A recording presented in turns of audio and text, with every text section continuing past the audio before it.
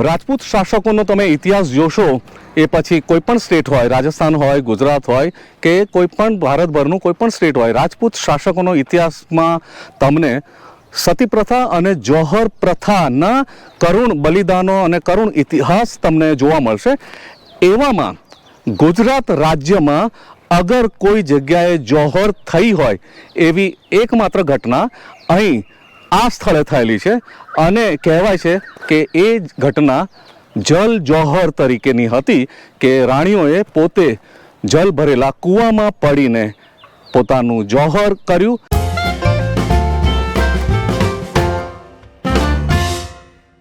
નમસ્કાર મિત્રો, હું છું શશિકાંત વાઘેલા અને ખબર અમદાવાદ ચેનલમાં આપ સૌનું સ્વાગત કરું છું.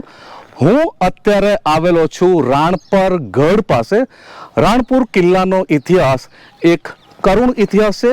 આમ તો રાજપૂત શાસકોનો ઇતિહાસ શૌર્ય કથાઓથી અને વીર ગાથાઓથી ભરેલો હોય છે, પણ આ રાણપુરના કિલ્લાનો ઇતિહાસ એક ઘટનાને લઈને થોડો કરુણ પ્રસંગ બનેલો છે. અહીં રાણપુરના કિલ્લામાં રાજપૂત ઘરાનાની 6 રાણીઓ અને અન્ય લાવ લશ્કરના જે પણ સરસેનાપતિઓ હતા અને લશ્કરના અધિકારીઓ હતા એની 78 જેટલી સ્ત્રીઓએ અહીં જલ જોહર કરેલું છે, અર્થાત જલ ભરેલા કૂવામાં પડીને પોતે પોતાનું જીવન કુરબાન કરેલું છે.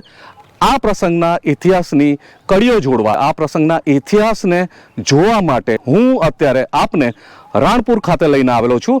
અત્યારે હું તાલુકો રાણપુર અને રાણપુર ગામના કિલ્લા પાસે ઊભો છું. આ કિલ્લો નદી કાંઠે આવેલો છે.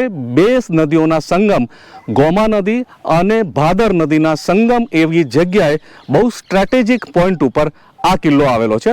અત્યારે આ કિલ્લો આમ જોવા જઈએ તો થોડો ક્ષતિગ્રસ્ત થયેલો છે અને મરમ્મત માંગી લે એવો થોડો ખસ્તા હાલ થયો છે, પણ ધીમે ધીમે એનું મરમ્મત કામ ચાલી રહ્યું છે અને એને સુધારીને એને પાછો પૂર્વવત કરવાની કોશિશ થઈ રહી છે.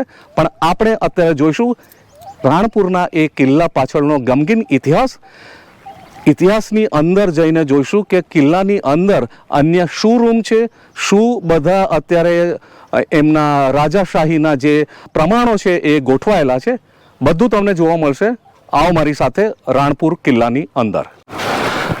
રાણપુર કિલ્લાની અંદર જતા વખતે જ તમને એક તોતિંગ મોટો દ્વાર દેખાશે અને એ દ્વારની ડાબી સાઈડે છે ચોકીવાળા મેલડી માનું સ્થાનક.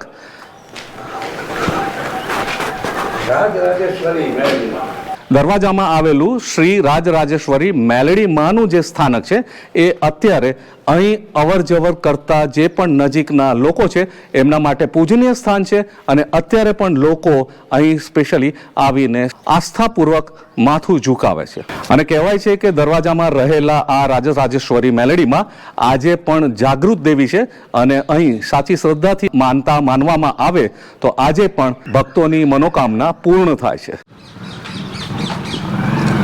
ગઢના કિલ્લામાં તમે પ્રવેશો ત્યારે જમણી સાઈડે આવે છે યા રાજુશા બાવા અને યા સજબશા બાવાની દરગાહ અને ડાબી સાઈડે સીધો રસ્તો જાય છે કિલ્લા તરફ, રાણપુરના કિલ્લા તરફ.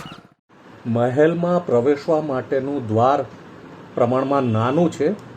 એ દ્વારમાંથી પ્રવેશીને મહેલની અંદરના મ્યુઝિયમની ઝલક તમે મેળવી શકો છો.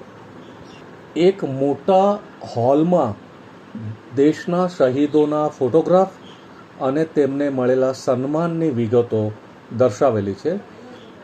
હોલની છત અને દિવાલો જોકે ઘણા જર્જરિત થઈ ગયેલા છે. મ્યુઝિયમના નીચેના માળે એક નાના સરખા ઓરડામાં રાજરાજેશ્વરી ભવાની માતાજીનું સ્થાનક છે. ત્યાં માતાજીના દર્શન કરીને મહેલની પાછળની તરફ રહેલી ડોકાબારીમાંથી પાછળ વહેતી ભાદર નદીનો પટ તમે જોઈ શકો છો. ગઢની પાછળની તરફ રહેલી લાંબી પરસાળ આજે પણ સાબુત છે અને ત્યાંથી નદીના સમગ્ર પટનું ખૂબ દૂર સુધીનું દ્રશ્ય જોઈ શકાય છે.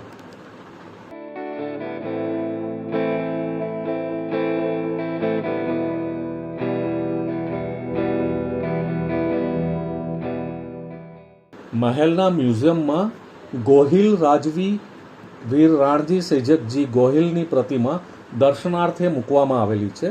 સ્વામી સચ્ચિદાનંદે પણ ત્યાં એક વખત મુલાકાત લીધી હોવાનો તસવીરી પુરાવો છે.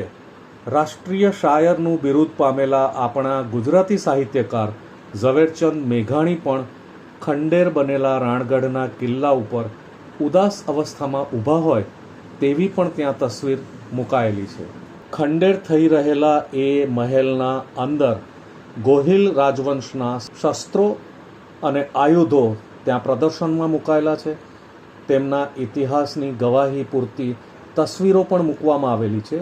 મૂર્તિઓ અને અન્ય કલાકૃતિઓ પણ પ્રદર્શનમાં મુકાયેલી છે.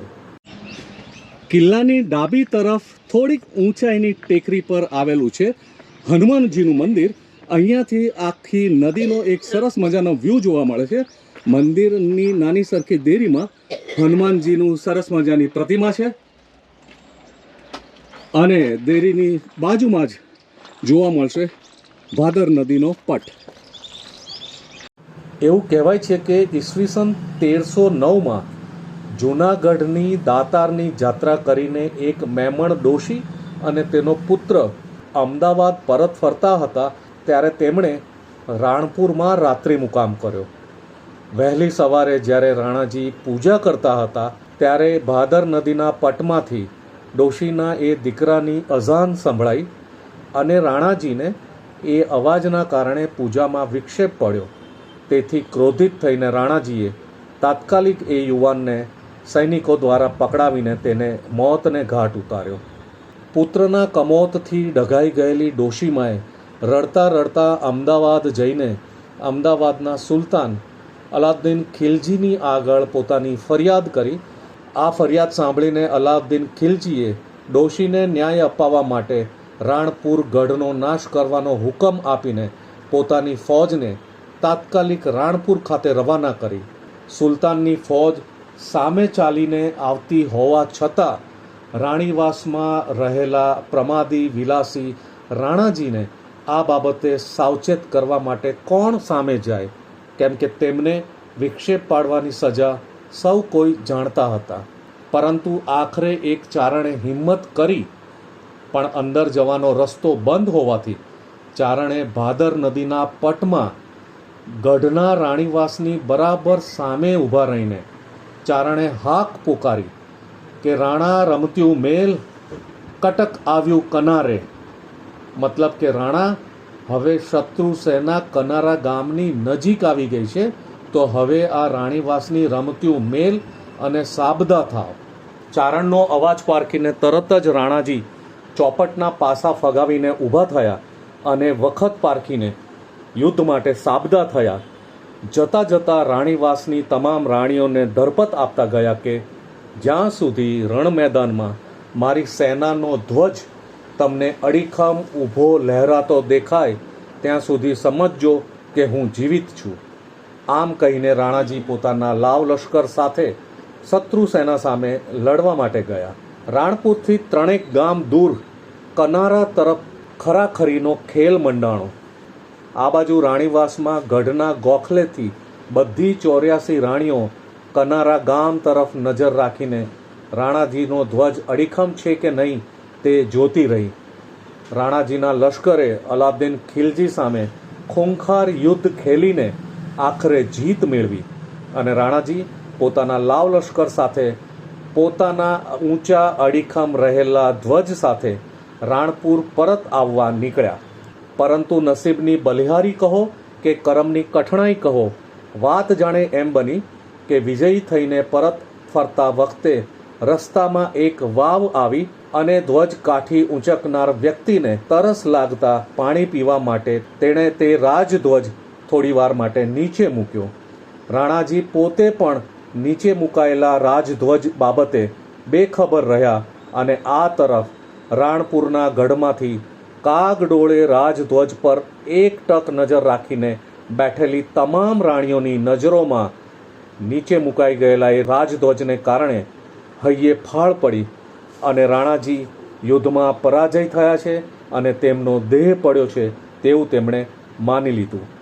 અને હવે શત્રુઓ ગઢમાં આવશે અને તેમના હાથે પોતાનું જીવન, પોતાનું સ્ત્રીત્વ લજવાશે એ વિચાર માત્રથી ભયભીત બનેલી તમામે તમામ રાણીઓએ ભેગા મળીને એક કપરો નિર્ણય લીધો અને ગઢમાં જ રહેલા પાણીથી છલોછલ કૂવાની અંદર એક પછી એક કૂદીને જલ જોહર કરવાનો નિર્ણય લીધો.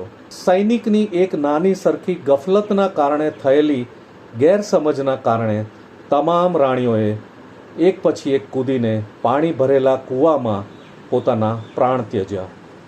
આ બાજુ વિજયી થઈને રાણપુર ગઢમાં પરત ફરેલા રાણાજીએ દિલને હચમચાવી નાખતું દ્રશ્ય જોયું.